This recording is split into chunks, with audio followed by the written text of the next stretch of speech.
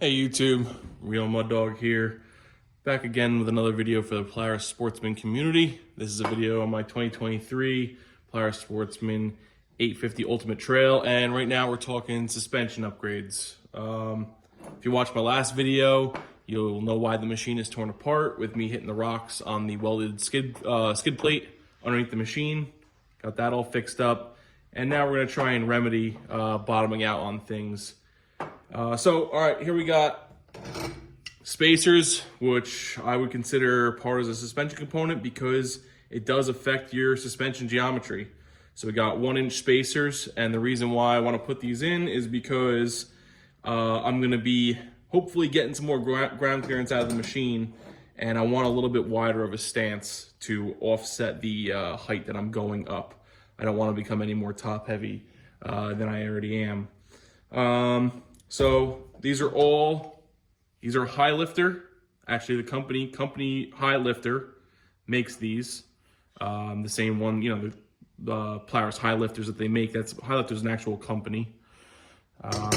So these are 1-inch spacers, 4 by 156, 10 millimeter. It's the proper size for the Sportsman 850s. Got 4 of those. And now we're going to talk about shocks. So these are what your stock shock looks like. Torn down. I just removed the stock spring off. This is your preload adjuster. Slides on right here. There's your adjustment. End cap here. Slides on. Where the hell does this thing go? On here. This all comes apart. Spring comes off. Okay. Now, stock front coil, high lifter front coil. These are the high lifter heavy duty springs. All right, that's what I'm going with. It's supposed to give you an additional about 100 foot-pounds of spring rate, I think, over the stocks, I believe. Or they're meant for another 100 pounds over the stock ones. I'm not really sure.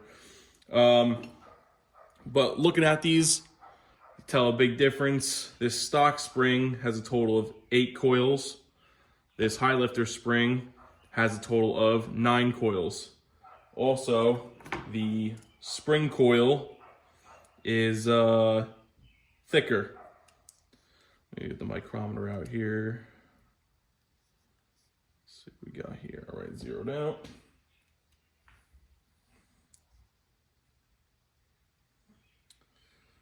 Got about, let's see, 9.5 millimeters on the stock. And this coil is 10.2, 10.3 millimeters, give or take, 10.3. So more coils, and the coils are thicker. That's going to be the big upgrade for this. Now, I'm going to take each one of the springs off. I bought the high lifter spring removal tool, ATV spring removal tool, so I can do these. And it's kind of weird to get it working at first, but once you get it working, you figure out it's pretty easy. It's just a spring compressor, just for the ATV springs. It makes your life a lot easier. Works pretty good. But if you have another actual, you know, stand spring compressor, probably work a lot better. So I'm gonna get this, all these shocks cleaned up. I'm gonna get the new springs installed. Again, this just comes on here like this.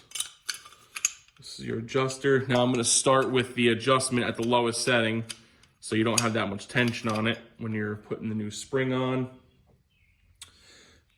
Smaller side of the spring, this goes to the top, so this just slides on just like this. This meets the bottom. Now this is ready to go into the spring compressor and get this retaining plate back on, and this first one will be done. I'm gonna do this for all 4, and then we'll get these back in the machine, and I'll get you a shot of that once they're installed. And also, I'll just go ahead and install the spacers. I think everyone pretty much knows how to install the spacers. This goes onto your stock hub. screw it on, and then your lug nuts, just your rim goes on the outside of the spacer. So, but I'll get a video of all this when I'm complete installing everything. All right, be right back. Guys, just a reminder, whenever you're putting on wheel spacers or even taking off your regular rim, you're always going to want to put a healthy coating of anti-seize on your hub. Even if you're just, you don't have a spacer, you're just using regular rims, just put a coat of anti-seize on there so your rim never seizes to the hub, or your spacer, in my case, never seizes to the hub. It's going to go right on there, and then I'll also apply the anti-seize to the inside of the rim or the outside face of this spacer, just so all the contact points always have a little coating of anti-seize on them so they never seize up. And guys, whenever do anything with lug nuts or spacers like this, start all these by hand. Get them all threaded in. Make sure you never want to cross thread. Make sure everything's seated properly. And then you take your torque wrench and you're going to do, on the Sportsman Ultimate Trails, the aluminum rims is 75 foot-pounds. So I'm going to do the spacers at 75 and also the rims at 75 foot-pounds. And if you guys have a base or steel rims, it's going to be 45 foot-pounds. All right, after a little bit of blood, sweat, and tears, this is what the final product's gonna look like. These shocks were a little bit of a pain to do. The springs, I don't know if I'd recommend the Highlifter spring tool. It's 81 bucks. I figured I'd try it. It's okay. If you have regular spring compressors, they'll work, or a nice stand spring compressor, it'll work. But I don't know if I'd recommend that. Maybe if you have nothing else, buy it, but probably try a cheaper solution first, a regular spring compressor.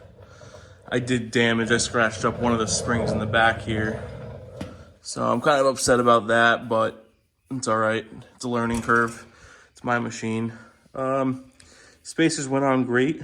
They're all torqued down, ready to go. Another view of the back here.